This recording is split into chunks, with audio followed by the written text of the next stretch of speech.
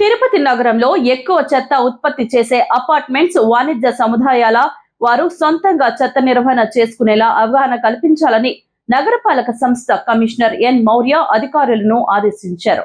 శనివారం ఉదయం నగరంలోని పలు ప్రాంతాల్లో హెల్త్, ఇంజనీరింగ్, టౌన్ ప్లానింగ్ అధికారులతో కలిసి పారిశుద్ధ్య పనులను పరిశీలించారు. ఈ సందర్భంగా కమిషనర్ మాట్లాడుతూ, తిరుపతి నగరంలో ఎవరైతే 100 కేజీల కంటే ఎక్కువ చెత్తని ఉత్పత్తి చేస్తున్నారో వారంతా తడి చెత్తను వాళ్ల పరిధిలోనే కంపోస్టు ఎరువుగా మార్చుకునేలా చూడాలని అన్నారు. ముఖ్యంగా అపార్ట్మెంట్లు, హోటల్స్, వాణిజ్య సముదాయాల వారు అన్నారు. ఉపాధ్యాయ నగర్లోని అపార్ట్మెంట్ల వద్ద చెత్త నిర్వహణ చాలా చేశారని, ఆ విధంగా నగరంలో బల్క్ వేస్ట్ జనరేటర్ చేసేలా చూడాలని అన్నారు. అలాగే హోమ్ కంపోస్ట్ తయారు చేసేలా చూడాలని అన్నారు. ఇలా చేయడం వలన చెత్త సేకరణ, నిర్వహణ సులభతరం అవుతుందని అన్నారు. ఆ దిశగా అధికారులు అన్ని వార్డుల్లో చేయాలని అధికారులను ఆదేశించారు.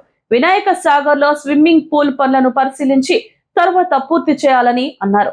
బైరాగపట్టణంలోని రామానాయుడు స్కూల్లో చెత్తను కంపోస్టు ఎరువుగా తయారు చేయటాన్ని పరిశీలించారు.